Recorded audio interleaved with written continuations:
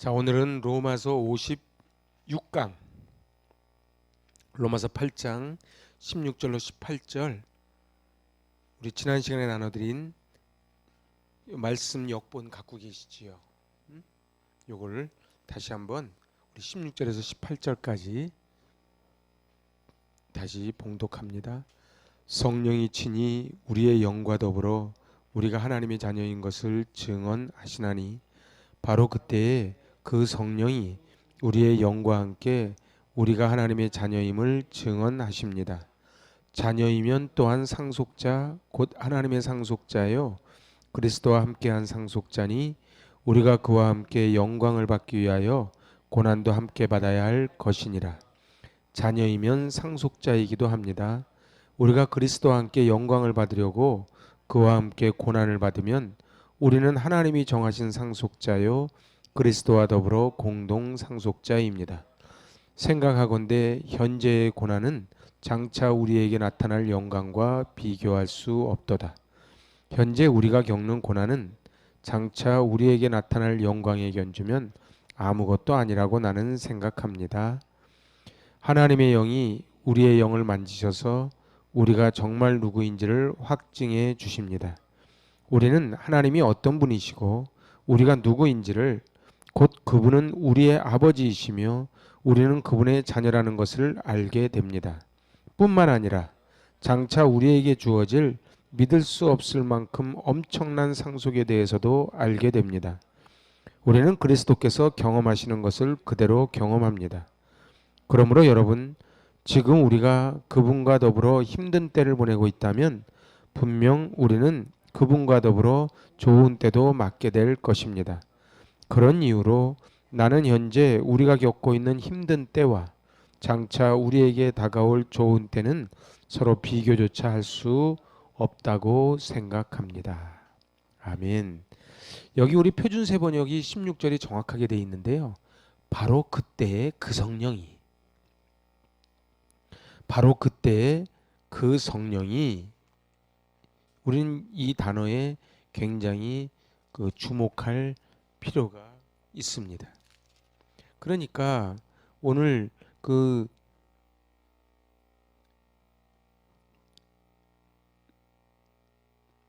16절에서 성령이 친히 우리의 영과 더불어라고 이게 번역이 돼 있잖아요.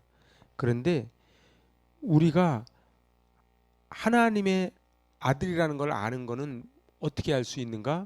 바로 하나님의 영으로 인도함을 받았기 때문에 그렇다는 거예요. 이 얘기를 거꾸로 이야기하면요. 푸뉴마 계속 지금 제 로마서 8장에 계속 나오는 게 푸뉴마 얘기했잖아요.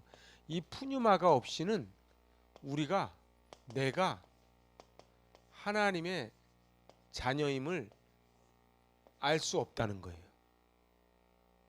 내가 하나님의 자녀라는 걸 알 수 없다는 거죠. 그리고 하나님의 인도함을 받는 사람이라는, 내가 얼마나 존귀한 사람이라는 걸 알 수 없는데 바로 그때에 그 성령이 우리에게 뭐를 해요? 증언까지 해주신다는 거예요. 이거는 유대인들의 그 법을 아셔야 돼요. 그래서 유대인들은 그 두 증인법이라는 게 있습니다. 그래서 유대인들은 절대로 한 사람이 증언한 거는 증언으로, 근데 우리나라 지금 법도 그런가요? 어쨌든 한 사람이 하는 증언은 증언으로서 효력을 발생 못하고 두 사람이 증언을 해야 되는데, 성령은 우리를 위하여 이 사람 하나님 자녀 맞아요 라고 증언을 해주시는데, 바로 그때 그 성령이 우리와 함께, 제가 지난 시간에 말씀드렸죠. 그래서 우리와 함께는, 이거를 그 한글 성경을 잘못 해석하면 성령과 내가 연합해서 하나님의 자녀로서의 증언이 됩니다라고 해석할 수 있는데, 그런 뜻은 아니라는 거예요. 응? 그런 뜻은 아닌 거예요. 그래서 우리와 함께라고 하는 이 함께는 그런 함께가 아니라는 거예요. 그래서 결국은 그 하나님께서 가장 우리 인간을 만나시는, 하나님이 우리 인간을 만나시는 게 뭐냐면 영이거든요. 영. 그 영으로 만나는 거예요. 그래서 직접 하나님과 인격적인 교제를 할 수 있게 하는 것이 바로 영인데, 이 영이 하나님의 자녀라고 지금 이 푸뉴마 성령이 증언을 한다는 거예요. 그래서 성령은 성도가 하나님의 자녀임을 늘 확인시켜 주는 거예요. 그런데 우리가 하나님의 자녀답지 못하게 할 때는 어떻게 해요? 말할 수 없는 탄식으로 우리를 위하여 간구하시는 거예요. 우리 식으로 말하면 우리 아이가 밖에 나가서 엉뚱한 애들하고 막 뒷골목 애들하고 놀러 다니면은 부모가 말할 수 없는 탄식으로 기도하시잖아요. 똑같은 마음으로 성령님이 기도해 주신다는 것이지요. 그래서 제가 요 양자에 대해서 말씀드렸어요. 양자, 상속자. 그래서 우리는 양자의 영을 받았는데, 양자의 영을 받았으니까 뭐가 됐어요? 상속자가 됐지요. 그죠? 그런데 그 당시 로마 시대에는 상속자가 되면 같은 도장을 만들어서 그걸 콱 서류에 도장을 콱 찍어 주잖아요. 그래서 앞으로는 이 사람이 이 집의 자녀인지 아닌지 뭘로 증명을 해요? 그 주인이 끼고 있는 반지와 똑같은 반지를 끼고 있는 거예요. 우리로 말하면 인감도장을 갖는 거지요. 그래서 양자가 되었다는 것을 보증하기 위해서 반지를 만들어주는 역할을 하는 게 바로 성령님이시다 이 말이에요. 푸뉴마다. 그렇게 이야기를 했습니다. 그래서 우리 그 지난 시간에 찾아봤던 고린도후서 1장 22절 거기에 보면은 자기의 것이라는 표로 인을 치시고 이런 단어가 나오거든요. 인, 도장, 그죠? 도장을 꽝 찍어주시고 그 보증으로 우리에게 성령을 주셨습니다. 잘 보세요. 도장을 찍어주시는 거예요. 도장을 찍어주시고 그 증표로 뭘 주셨다? 성령을 주셨다는 거예요. 그러니까 이거를 거꾸로 얘기를 풀어가면요. 성령을 받지 않으면 우리는 하나님의 자녀임을 알지도 못하고, 그리고 우리는 절대로 하나님의 자녀답게 살 수도 없다. 그래서 기도도 해주셨지만 우리에게 제일 중요한 개념이 공동 상속자라는 개념입니다. 참 사도 바울은 기가 막힌 단어를 쓴 것 같아요. 근데 안타까운 게 우리 그 개역 개정 성경에는 이 공동 상속자라는 이 기가 막힌 단어를 그냥 고난도 함께 받아야 할 것이다 뭐 이렇게만 나왔는데, 사실은 이 표준세 번역을 꼭 보셔야 돼요. 제가 언젠가 말씀드렸죠. 표준세 번역이 왜 이렇게 원어와 가까운가를 제가 설명 한번 드렸죠. 예, 제가 기억 안 나시나요? 안 가르쳐 주셨어요 소리는 하지 마세요. 제가 했어요. 이게 무슨 얘기냐면 그 구약 성경에는 히브리어로 돼 있잖아요. 신약 성경은 헬라어로 돼 있잖아요. 그죠? 그래서 히브리어 헬라어가 라틴어로 왔다가 독일어로 갔다가 영어로 갔다 이렇게 오는데, 이 표준세 번역은 바로 번역으로 온 거예요. 그래서 제 책상에도 제 책꽂이에 꼽혀 있는데 독일 성서 공회에서 찍어낸 성경이 있어요. 독일 성서 공회. 그건 또 왜 더 정확하냐? 그거는 원래 루터가 종교개혁을 하면서 성경을 갖다가 독일말로 번역한 거 아닙니까? 그러니까 영어보다는 독일어가 먼저라고요. 독일어가 먼저고, 그리고 영어로 온 거고, 이제 중국이나 일본이 우리보다 기독교가 먼저 들어왔기 때문에 일본어 성경이 또 좋습니다.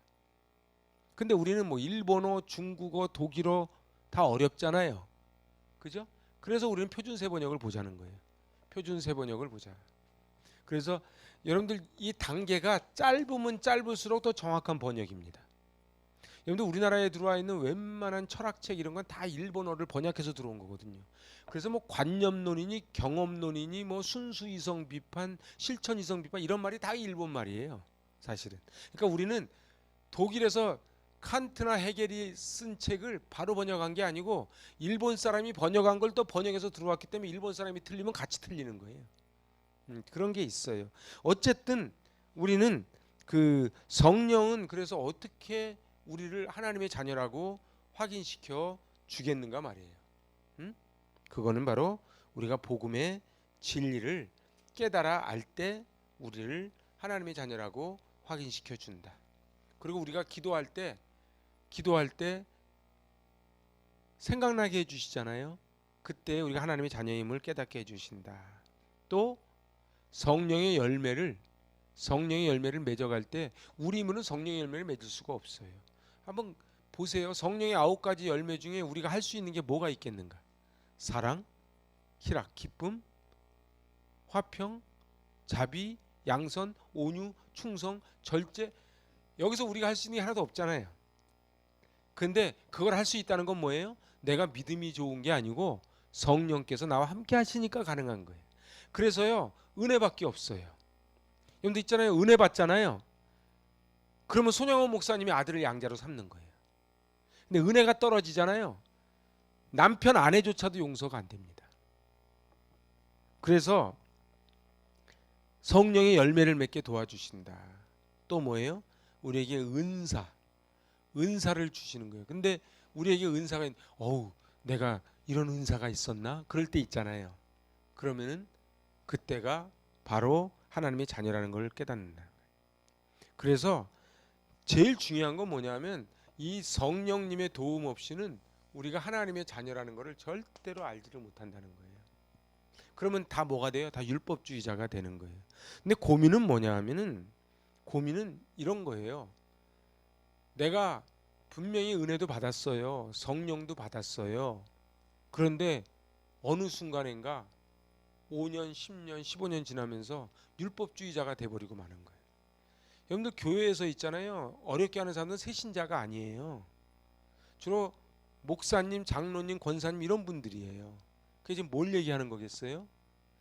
목사님, 장로님, 권사님 되면 그렇게 한다는 뜻이 아니고 이제는 완장만 남는 거예요. 완장만 남아가지고 그 안에 성령의 도우심, 성령의 열매, 성령의 은사가 없어. 그러니까 어떻게 해요? 난 맨날 지적질만 하는 거예요. 여러분들 그런 교회들 정말 많습니다. 그래서 은퇴를 하셨는데 은퇴 안 한 장로님 때문에 힘들어하는 교회가 무지하게 많아요. 정말이에요. 은퇴를 했는데 은퇴하지 않은 목사님 때문에 힘들어하는 교회 무지하게 많아요. 제가 아는 아우 목사들 중에서도 몇 명이 다 쫓겨났어요. 은퇴 목사님들 때문에.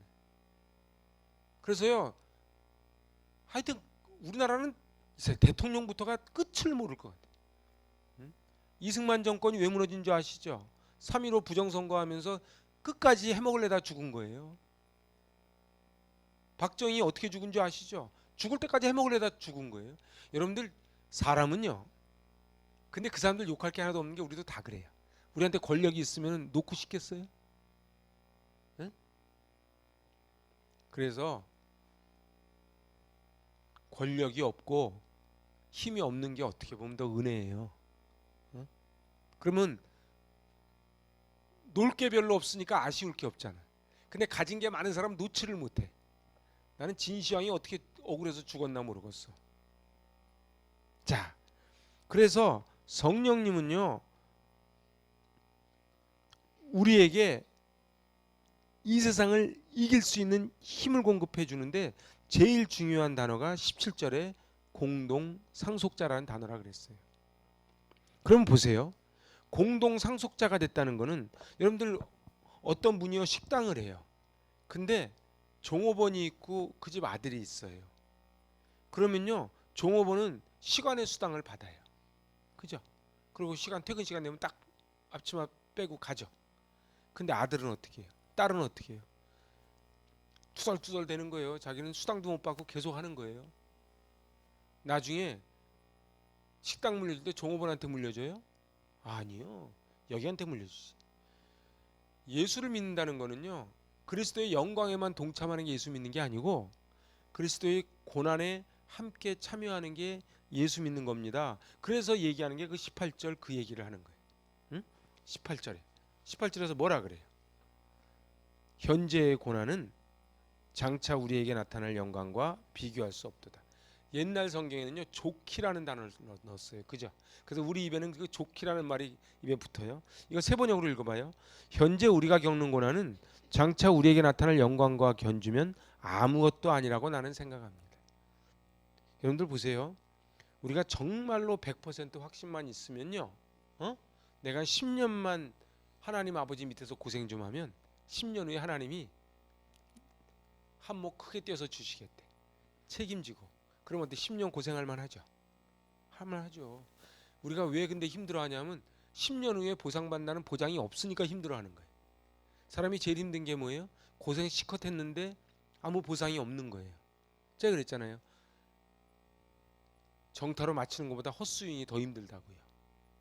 그런데 우리에게는 뭐가 있는 거예요? 사도 바울이 이렇게 할 수 있었던 건 삼층천을 본 거예요. 제가 볼 때는요, 뭐 이러니 저러니 막 얘기해도 고난 때문에 힘들어서 넘어지는 게 아니에요. 다음에 다가올 영광을 확신을 못하니까 넘어지지.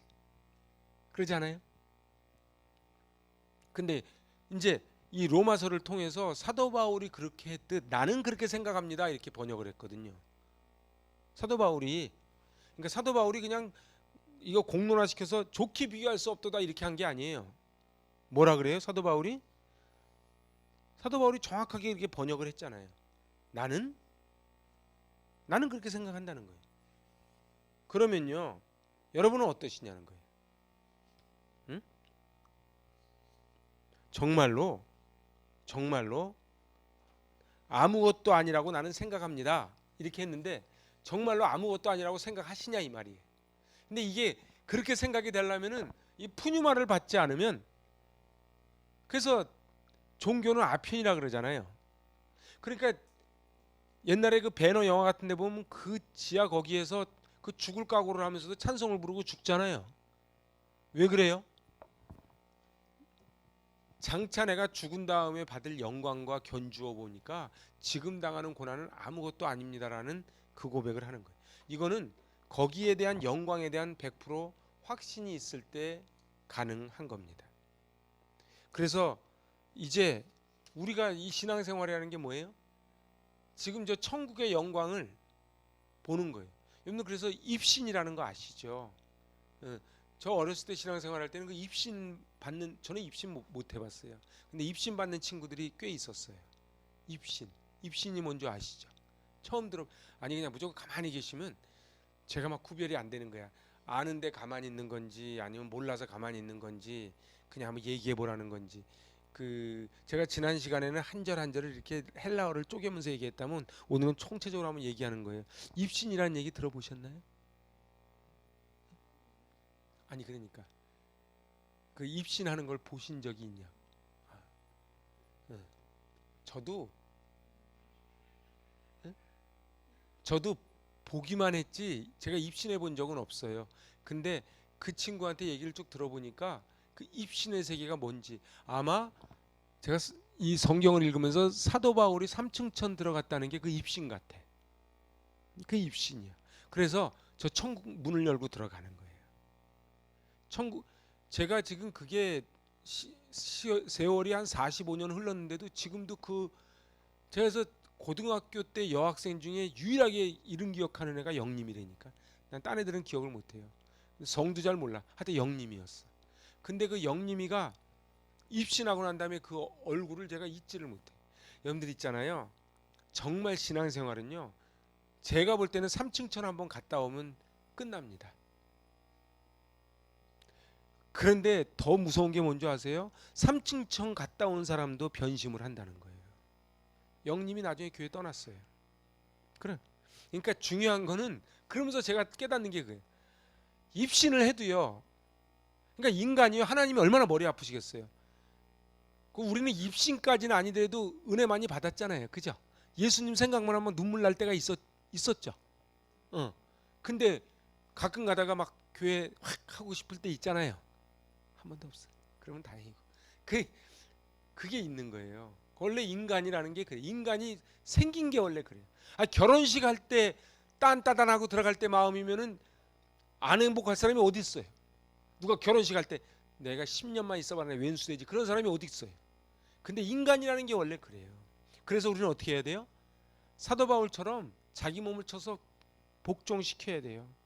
그러지 않으면 우리는 절대로 하나님의 은혜 가운데 살아가지를 못합니다. 자, 그래서 이제 저는 하나님을 찾기 위해서 저는 오늘 이제 이 얘기를 주제로 얘기하려고 그래요.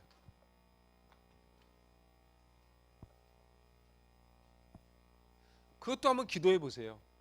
저 입신하게 좀 해달라고. 싫어요? 네? 싫어요? 저는 입신 한번 해봤으면 좋겠어. 그 3층천 한번 3층천 한번 좀 봤으면 싫어요? 아니 본인 두 분 손 붙잡고 같이 입신해도 돼. 네? 근데 그쵸?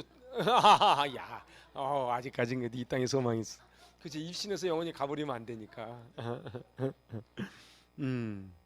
근데요, 우리 욥기도 그랬고요. 신구약을 계속 관통하고 우리 인간 역사에 계속 되는 난제가 고난입니다. 사실은. 그죠? 이 고난의 문제가 난제예요. 그런데 그래서 철로역정, 존 버년의 철로역정 보세요. 여러분들 나중에 저랑 한번 꼭 가요. 거기 철로역정 코스로 한번 가자고요. 응? 우리 한번 눈 내린 날 가니까 은혜가 되대. 눈 소복히 내린 날 그 철로역정 길을 한번 토요일 날 한번 갈까요? 오늘은 조금 뭐 헬라가 이런 거 말고 좀 부드럽게 합시다. 그 철로 역정길을 한번 갑시다. 근데 철로 역정에 그 순례자가 걸어가는 그 길 있잖아요. 계속 따라오는 게 고난이에요. 그래서 그 순례자가 어떻게 해요? 이만한 짐을 짊어지고 가잖아요. 그래서 그 언덕으로 올라가잖아요. 그거 철로 역정에 보면 언덕을 죽어라고 올라갑니다. 나중에 보니까 그를 탁 내려놓으면 그냥 떼굴떼굴 굴러서 끝날 걸 갖다가 그걸 짊어지고 가는 거예요. 그런데 이 고난이 얼마나 귀하다고 하는 것을 깨닫는 경지가 가야 되는데 보통 이 경지까지 못 가요. 그래서 이 하나님, 하늘나라, 그냥 하늘나라에 가는 우리 인간들이요, 하늘나라 가는 통로가 고난이에요. 그래서 그래서 믿음은 해석이에요. 고난을 겪는데 이것이 첫 번째 영광의 통로라고 하는 것을 100% 깨달으면은 우리는 갈 수가 있는 거예요. 이걸 갈 수가 있는 거예요. 여러분들 보세요. 철로역정에 보면요, 부인하고 주변 사람들이 다 가는 거 반대합니다. 다 가는 거 반대합니다. 그러니까 우리 신앙생활은 어차피 외로운 거예요. 여러분들 신앙생활하는 데 있잖아요. 너무 좋아. 막 같이 으쌰으쌰. 미안하지만 그렇게 가는 천국길은 없어요. 천국길은 외롭게 가는 거예요. 근데 거기에는 반드시 뭐가 따라와요? 고난이 따라오지요. 이 땅에서 복음 전하면서 당하는 고난, 사단의 시험과 싸우며 겪는 고난, 이웃에게 핍박당하는 고난, 이런 고난에서 승리하게 되면은 영원한 삶을 보장해 주겠다는 것이 요한계시록 말씀이에요. 자, 그래서 하늘나라 시민으로서의 영광과 존귀를 누리는데 우리 베드로전서 4장 12절 13절 한번 찾아보실래요?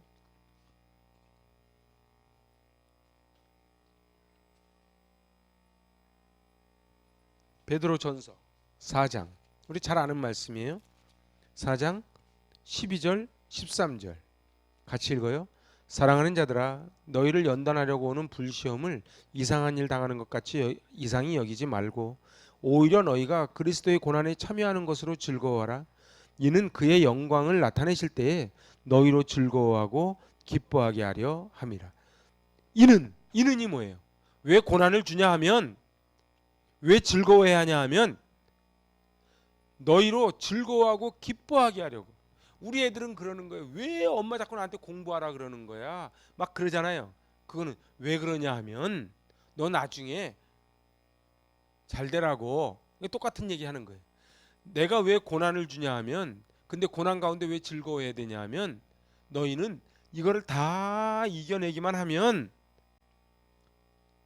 즐거워하고 기뻐하게 하려 함이라. 이게 지금 하나님의 본심이라는 거예요.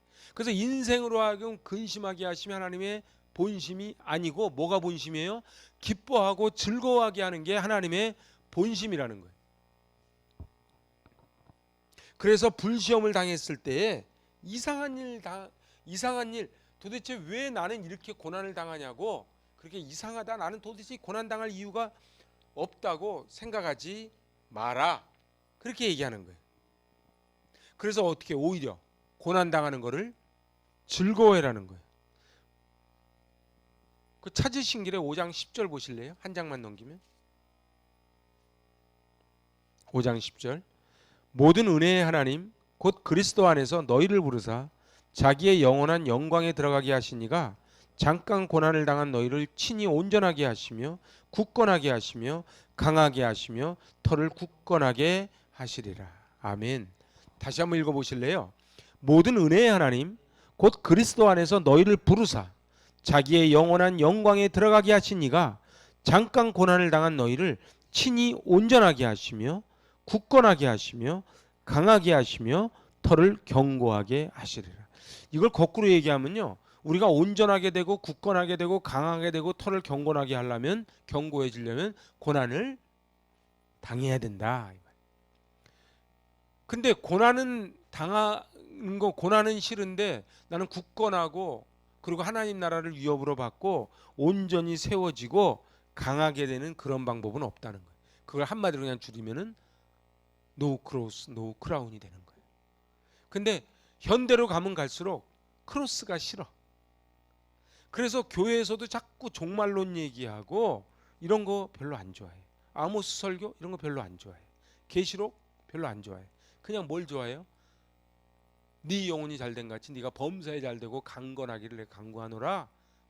그러면서 막 축복합니다. 막 이런 것만 좋아하지. 넌 그렇게 하면 죽어. 이 소리 듣기 싫은 거예요. 근데 잘 보세요. 잠언에도 그렇게 나오지만 아이에게 매를 아끼지 말. 그런데 정말 하나님은 우리를 굳건하게 하고 강하게 하고 온전하게 하게 하기 위해서 고난을 통과시키는데, 우리가 그걸 원하지 않아서 자꾸 피하면 어떻게 되는 거예요? 그럼 하나님이 원하시는 게 같지 않은 거예요. 저는요, 가능하면 도저히 어쩔 수 없는 환경이나 이건 어쩔 수 없는데 가능하면 저는 군대를 보내는 게 좋다고 저는 주장하는 사람이에요. 왜냐하면 남자들이 태어나서 그런 대접을 받을 일이 평생 별로 없어요. 특수한 경우 아니면. 저는 아직 평생 맞을 뺨을 군대 가서 다 맞았어요. 제가 평생 뺨을 얼마나 맞겠어요. 하여튼 오른뺨이 하여튼 내게 아니었어요. 엄청 맞았어. 저는 가끔 가다가도 운전하면 그때 생각이 나요. 그런데 말입니다, 어떤 분들은 자기 아이들, 그래서 우리나라 문제가 뭐예요? 외국은요, 장군의 아들들을 전선으로 내보내는 거예요. 응? 우리는요. 하여튼 역대 대통령들 다 웬일인지 다 멀쩡한데 군대를 안 갔어. 희한하지. 군대 안 갈 정도의 체력이면 원래 대통령 못하는 거 아니에요? 아니 이치적으로. 아니 눈이 그렇다는데 어떻게 그래 똑바로 보고 다 아는지 모르겠어. 그런데 제가 볼 때는 그게 자식을 죽이는 거야. 내 새끼 빽 있다고 군대 안 보내는 거는 아이를 저는요, 내 아이가 내가 돈 있다 그래서 우리 아이 아무것도 안 시키고 너는 공부만 애 죽이는 거예요. 제가 유대인들 얘기했잖아요. 유대인들은 그래서 돈을 주면서 반드시 가계부 쓰게 한다고요. 그래서 돈을 받는 대가를 반드시 자기가 하고 돈을 받게 만드는데 우리는 어떻게 해요? 너는 그냥 공부만 하라 그러잖아요. 저는 그게 옳지 않다고 보는 거예요. 하나님도 마찬가지인 거예요. 너는 편안하게 살아. 내가 너 영광스럽게 해줄게라고 하지 않으시는 거예요. 왜요? 하나님 우리가 양자를 삼으셨기 때문에 우리가 이제 굳건하게 하고 온전하게 하고 하나님의 영광을 갖게 하기 위해서 그 고난을 통과하게 한다는 거예요. 그러니까 다시 정리하면은 우리가 하나님께 나아가는 통로가 뭐다? 영광의 통로다. 저는 오늘 요 얘기만 할 거예요. 영광의 통로다. 두 번째는요.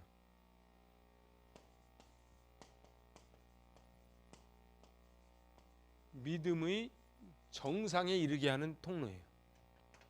이게 좀 두 번째예요. 여러분들 보세요. 제가 욥기 23장 10절 말씀을 너무 좋아해가지고 가끔 말씀드리잖아요. 나의 가는 길을 오직 그 하나님이 아시는 거예요. 나를 단련하신 후에는 나를 순금 정금같이 되어 나오리라. 그런데 우리는 정금 순금은 되길 원하는데 내가 받는 연단은 원하지 않는 거예요. 그래서 환난은 인내를, 인내는 연단을. 연단이 뭐라고요? 인격이라고요. 그러니까 우리 인격은요, 연단 받으면서 인격이, 거기는 뭐 연단 받는다고 다 인격이 쓰는 건 아니에요. 하지만은 연단 안 받으면 인격은 안 써요. 연단 받는다고 다 인격 쓰지 않아요. 하지만은 연단을 안 받으면 인격이 온전히 세워지지 않아요. 시험 한 번도 안 떨어져 본 사람은요, 시험 떨어진 사람 마음 몰라요. 자기가 많이 아파 보지 않은 사람은요, 남 아픈 사람 잘 몰라요. 그 저는요, 이 당뇨 걸린 다음에 제가 엄청 겸손해졌습니다. 제가 옛날에 집사람 보고 막 뭐라 그랬거든요. 맨날 무슨 약만 먹냐고. 근데 제가 이제 매일 아침마다 약을 먹으면서 하나님이 찍소리를 못하게 하시더라고요. 약을. 진짜 저는 원래 잘 아픈 스타일이 아니거든. 근데 요즘 제가 가끔 아프면서 되게 사람이 겸손해지는 것 같아요. 저는 태어나가지고 한 번도 안 아픈 사람은 어떻게 되겠어요? 운전이요, 30년 동안 한 번도 사고 안 냈다. 엄청 교만할걸요? 그리고 맨날 사고 내는 사람 보고 뭐라 그럴걸요? 그러지 않아요? 근데 고난을 통해서 우리의 인격이 다듬어져 가는 거예요. 근데 하나님이 뭐라 그래요? 욥을 그렇게 고난을 주면서 뭐를 만들어 가는 거예요? 귀로 듣는 신앙에서 눈으로 주를 배우는 신앙으로 업그레이드 시켜준 거예요. 그게 42장이에요. 그랬더니 어떻게 해요? 친구들을 위해 기도하잖아요. 여러분들 그래서요, 친구들을 위해서 기도했다는 그 한 단어가 저는 얼마나 은혜가 되는지 몰라요.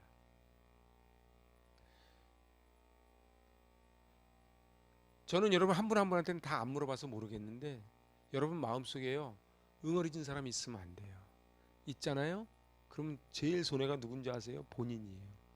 난 누구 미워하면서 밥맛이더라 그러면 사이코예요. 사람은요, 누구 미워하면 밥맛이 떨어지게 돼 있어요. 근데 가끔 왜 영화 같은 데 보면 왜 막 그 인신매매원들이 해놓고서 막 맛있게 밥 먹잖아요. 그건 사이코들이에요. 정상적인 인간들은 그 아저씨 영화에 보니까 막 그런 거 나오대. 막 그냥 그렇게 해놓고서 막 맛있게 먹고. 여러분들 그건 사이코예요. 정상적인 인간은 남을 힘들게 하면 내가 힘들게끔 돼 있어요, 구조가. 그죠? 더더군다나 남을 미워하잖아요. 그러면은 내가 마음이 피폐해집니다. 내가 마음이 피폐해져서 어떻게 돼요? 그게 지옥이에요. 뭐 지옥이 별건가요? 내가 놀러 가고 해도 하나도 안 행복해. 호텔 방에서도 안 행복해. 그게 지옥이지 뭐. 근데요, 남을 사랑하고 남을 품고 살면요, 그분이 변하고 안 변하는 거는 그건 그 다음 문제예요. 내가 행복한 거예요. 그러니까 하나님이 하시라는 건 전부 다 나를 위한 거예요. 전도요? 전도를 하면 전도 받는 분이 행복할까요? 전도하는 분이 행복할까요? 전도하는 사람이 행복해요. 남한테 뭐를 주면은 주는 사람이 행복할까요? 받는 사람이 행복할까요? 주는 사람이 행복해요. 그렇게 되게 돼 있어요, 구조가. 근데 현대로 가면 갈수록 그걸 자꾸 반대로 만들려고 하는 거지. 어찌 됐든 간에 믿음의 정상에 이르게 되는 통로예요. 이걸 거꾸로 얘기하면 이 고난이라고 하는 이 통로를 통과하지 않으면 우리가 믿음의 정상에 갈 수 없다는 거예요. 그래서 욥은 자기의 믿음이 용광로처럼 달궈진 다음에 혹독한 고난의 과정을 거쳐서 자기의 불순물이 다 빠져나가고 이제 자기가 순금처럼 될 거라고 하는 그 고백을 하고, 그 23장의 고백이 결국 42장 가서 욥이 얼마나 고난을 당했습니까? 제가 욥의 성지순례 고향 거기 가보니까요, 욥의, 제가 얘기했잖아요, 그 돌이 하나 있다고. 그 욥의 고난은 말로 할 수 없는 거예요. 더 큰 고난이 뭔지 아세요? 몸에 욕창이 생기고 하는 그런 고난보다 자기 부인이 욕을 하고 그리고 자기 주변에서 욕을 하고 엘리바스 빌닷 소발이 저주하는 그게 더 힘든 거예요. 사람은요, 사는 게 힘들어서 힘든 게 아니고 주변에서 나오는 반응 때문에 힘듭니다. 그렇지 않은가요? 내가요 아무리 힘들어도요 주변에서 나를 다 인정을 해줘. 가정을 예를 들까요? 남들은 다 뭐라 그래도 내 아내가 내 남편이 그래도 당신이 최고라고 그러면은 살만 날걸요. 근데요 밖에 나가면은 다 인정받는데 집에 오면 인정을 못 받아. 그래서요 가정 목회가 최고입니다. 그러니까 뭐 하브루타도 다 그런 거 아니겠어요? 결국 가정에서 대화를 통해서 왕 같은 제사장이 돼가는 과정이라고요. 그럼 우리 아이들이 어떻게 되겠어요? 저절로 왕 같은 제사장으로 커나가지. 그래서 이 믿음의 통로는요, 이게 지금 대표적인 게 욥인 거예요. 믿음의 정상은 그럼 뭐예요? 이 정상, 믿음의 정상. 응? 믿음의 정상은요 업그레이드가 되는 거예요. 업그레이드가 된 거예요. 귀에서 눈으로. 그러니까 이게 믿음이 올라섰다는 거죠. 두 번째가 뭐예요? 친구를 위한 기도예요. 그래서요 자기의 원수 같은 친구를 위해 기도해 주지 않으면요 미안하지만 아무리 신앙생활 오래 해도 그분은 정상에 올라가는 믿음이 아니에요. 그래서 우리가 기도해야 될 건 뭘 기도해야 되냐 하면 나를 정말 힘들게 한 사람들을 위해서 정말 기도해야 돼요. 그리고 그분들을 긍휼히 여기는 마음으로 사랑하게 해달라고 기도해야 돼요. 이게 안 되잖아요. 다른 신앙생활 제 말이 정확해요. 12바퀴를 해도 소용없어요. 응? 내가 딴 사람은 다 용서해도 그 인간은 그러면 미안하지만 아직 42장까지 못 가고 그냥 23장, 24장, 25장 웬만한 사람은 아마 42장까지 가서 그게 이제 우리로 말하면 영화 아닙니까? 42장까지 못 가고 죽는 사람 많을걸요. 그렇잖아요. 그래서 우리는 뭘 기도해야 돼요? 이 귀에서 눈으로 친구를 위해, 말이 친구지 원수를 위해 기도하는 이 단계를 가게 해달라고 우리는 기도를 해야 됩니다. 그래서 이스라엘 백성들이 그 신명기 8장 2절 보세요. 왜 하나님이 우리에게 고난을 주시는가?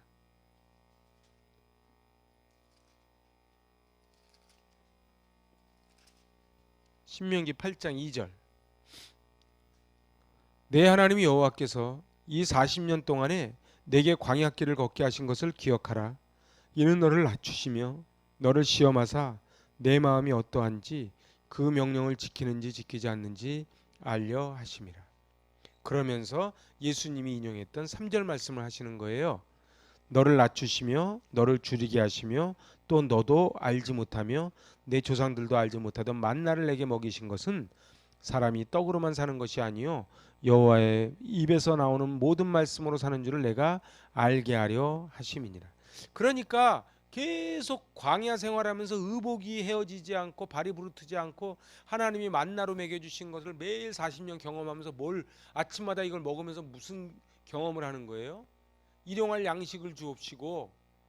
그래서 결국은요 하나님이 떡이 아닌 거예요. 이게 이제 오병이어 기적으로 넘어가는 거예요. 사람이 떡이 아니고 뭐예요? 이게 하나님의 말씀인 거예요. 이 세상 싸움은 그 싸움인 것 같아요. 사람이 떡으로만 사는 사람이 있고 하나님의 말씀으로 사는 사람이 있고. 이거는 교회 안 다니는 사람 얘기하는 게 아니에요. 교회 다니는 사람들 중에서 떡으로만 사는 사람이 있어요. 그래서 매일 무엇을 먹을까 무엇을 입을까 염려하고 살아요. 근데 그 다음에 뭐라 그래요? 네가 광야에 사는 동안 발이 부르트거나 옷이 헤어지지 않았다. 그렇게 말씀하시잖아요. 그럼 이걸 우리 인생에다 한번 비교해 볼까요? 여러분들 우리 인생 살면서 그동안 다이어트 때문에 안 먹은 적은 있어도 쌀이 없어서 못 먹은 게 몇 끼나 되겠어요? 많았어요? 이게 기적 아니에요? 저는 오늘 저녁 먹으면서도 그 생각했어요. 입에 밥이 들어가는 게 기적 아닙니까? 정말 그렇잖아요. 그런데요, 우리 인간은 자꾸 사람이 떡으로만 산다고 자꾸 속여.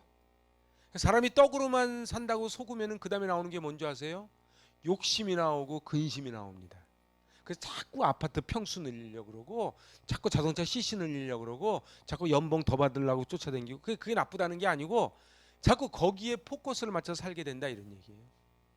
우리 인간이 자꾸 사단에게 속는 거예요. 그러니까 저는 이 말씀이 얼마나 은혜가 되는지 5절 읽어보세요.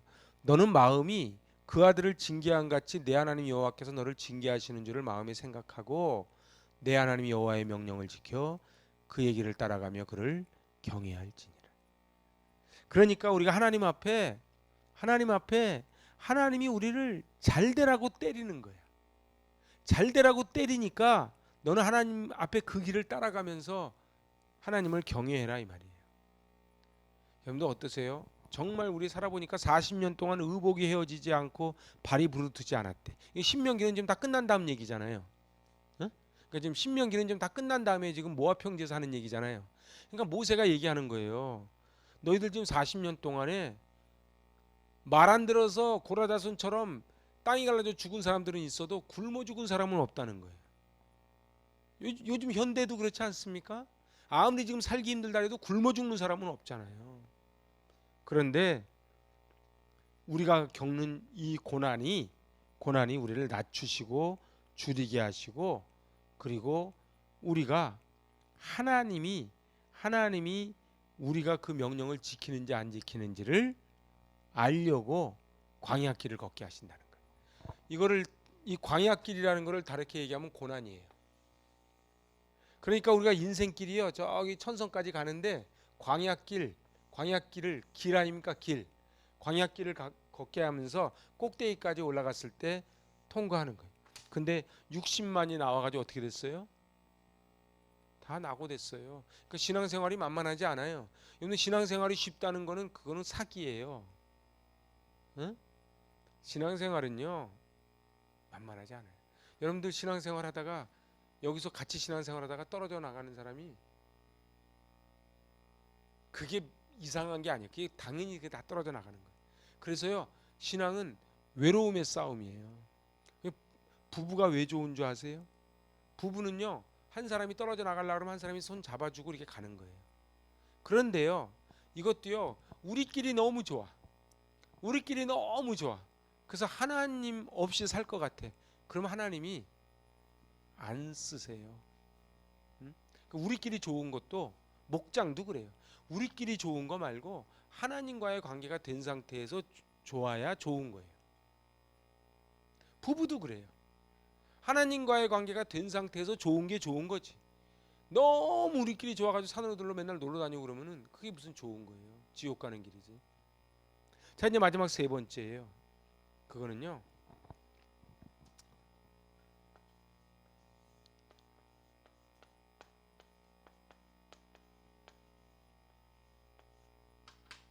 바른 행위에 이르게 하는 통로예요.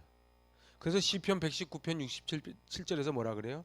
고난 당하기 전에 내가 그릇 행하였더니 이제는 주의 말씀을 지키나이다 이렇게. 이건 거꾸로 얘기하면 고난 당하기 전에는 주의 말씀을 안 지켰다는 얘기예요. 그러니까 고난이 주의 말씀을 지켜서 바른 행위로 가게 한다는 거예요. 그러니까 이 시편 기자는 고난을 통해 자기 행위가 그릇된 것을 깨닫고 하나님 말씀을 지키게 됐다는 거예요. 그래서 말씀이 중요한 거예요. 말씀이 뭐라고요? 캐논이라고요. 말씀이 잣대라고요. 그러니까 말씀을 통해 깨닫는 거예요. 학가다가 왜 중요해요? 학가다를 통해, 하브루타를 통해 남자들 군대 가면 크리크 조종하듯이 크리크를 조종하는 거예요. 총을 아무리 쏴봐요, 크리크 잘못된 걸로 총 쏘면 맨날 안 맞지. 근데 크리크 조종을 하는 거예요. 그게 예배고 그게 하부르타고 그게 학가다죠. 근데 문제는 여기에 있어요. 잘 보세요. 내가 그릇 행하였더니 이제 주의 말씀을 통해서 내가 바르게 갔다고 고백을 하는 건데 이게 거꾸로 되면 안 돼요. 무슨 일인지 아세요? 학가다를 하고 하부르타를 하는데 이게 나의 말씀에 캐논이 안 되고 내 머리에 저장소로만 되면은 머리만 커지는 거예요. 그래서 한국교회 해학은요, 저분이요, 막 말씀을 막 천절했다 그러고 막 해. 근데 하는 거는 깻묵같이 해. 그 왜 그래요? 그래서 지침 내변 삶의 자리가 중요해요.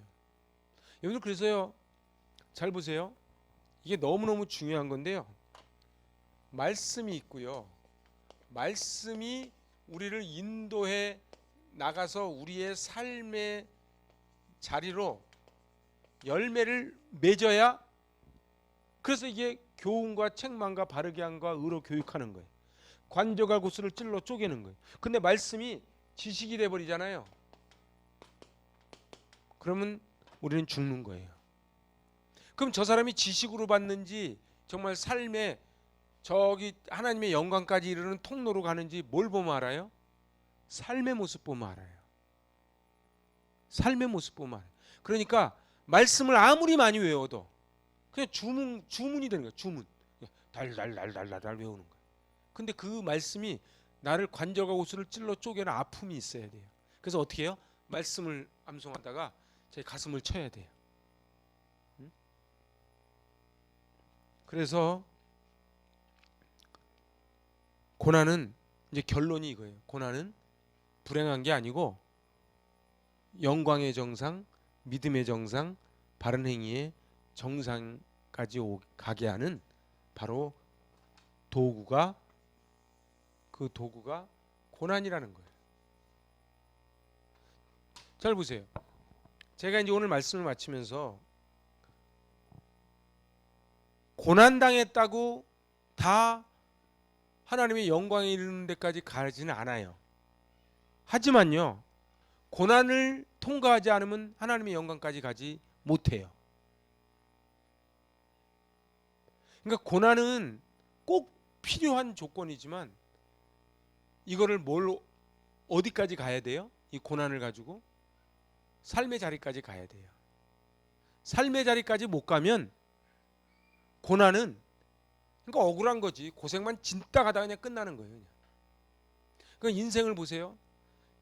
제가 어저께도 저 그 VIP 한 분이 자기 아는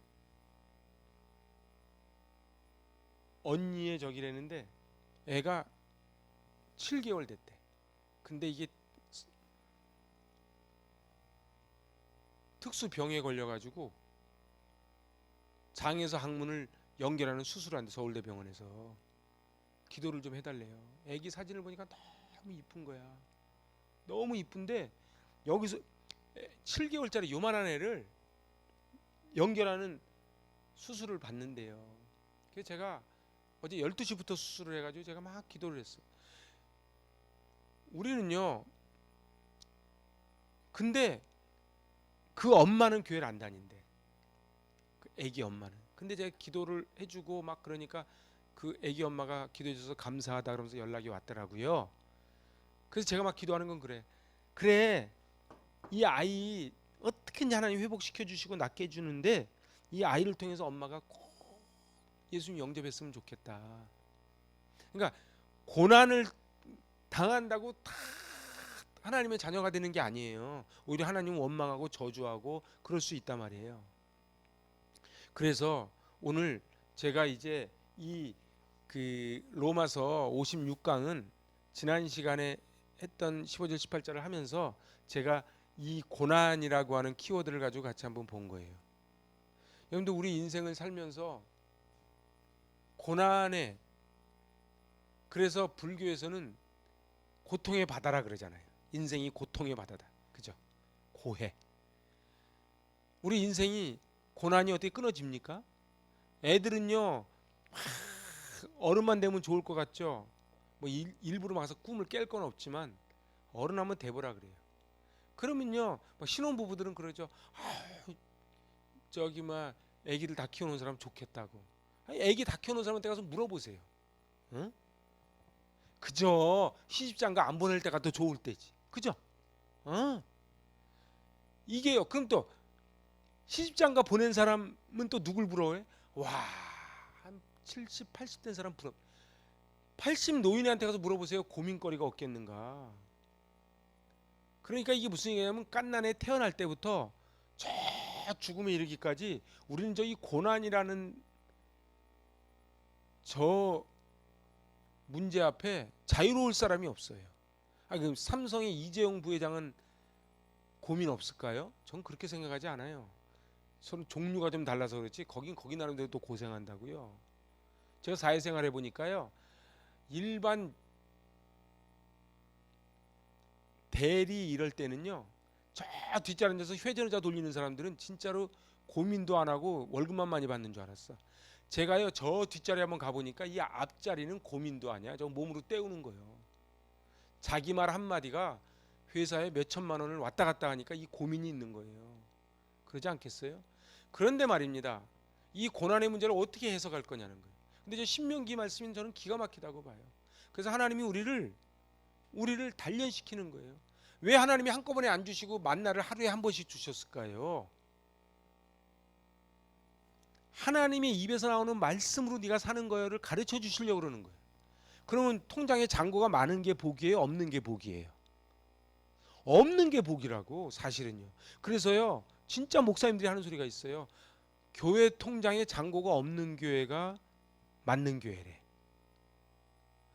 여러분 가만히 보세요. 교회도 분쟁이 있는 교회는요. 대부분 통장에 잔고 많고 땅이 있는데 어떻게 이거 갖고 싸웁니다. 아, 명성교회 왜 싸워요? 돈 없으면 안 싸워요. 돈이 있으니까 싸우지. 그잖아요.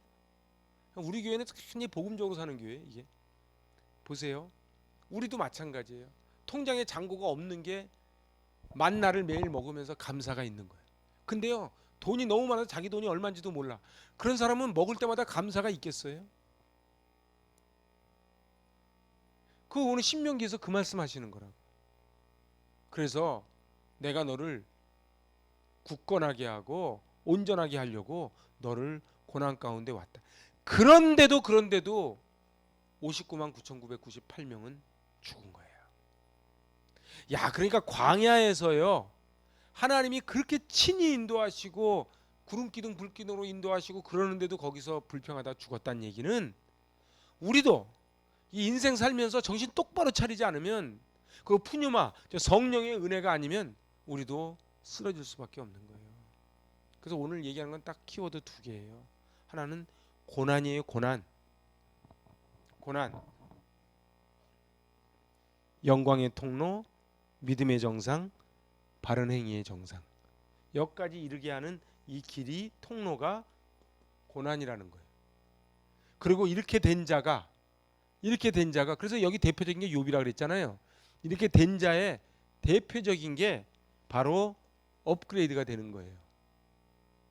자, 보세요. 업그레이드가 되면요. 욥은요. 엘리바스 빌다 소바를 대거리 안 해요.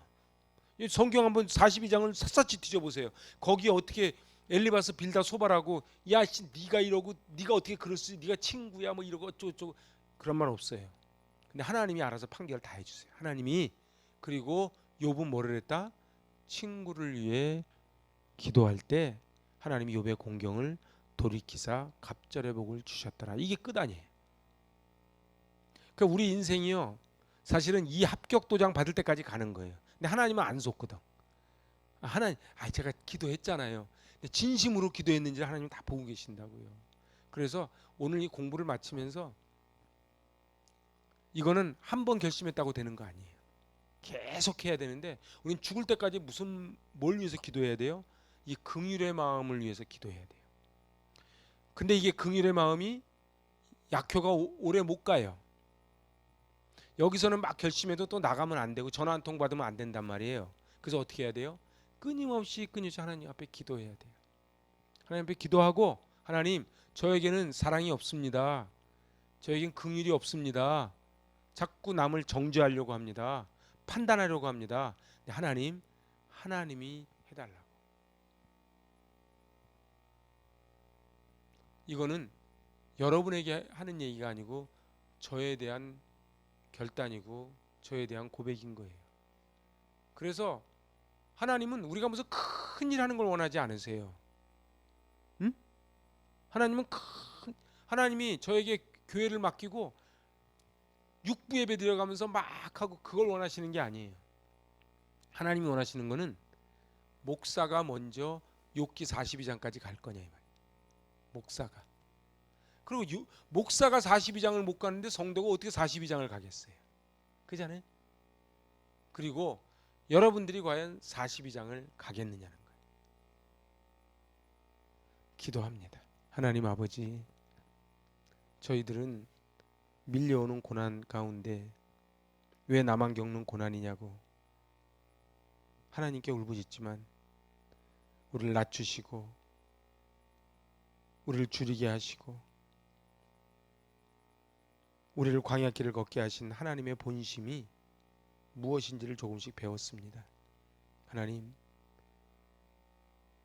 우리 굶어 본 적 없고 의복이 헤어져 못 입은 적 없고 신발이 없어 발이 부르튼 적이 없건만 저희는 늘 하나님 앞에 받은 복은 당연히 여기고 감사가 사라져가는 시대를 삽니다.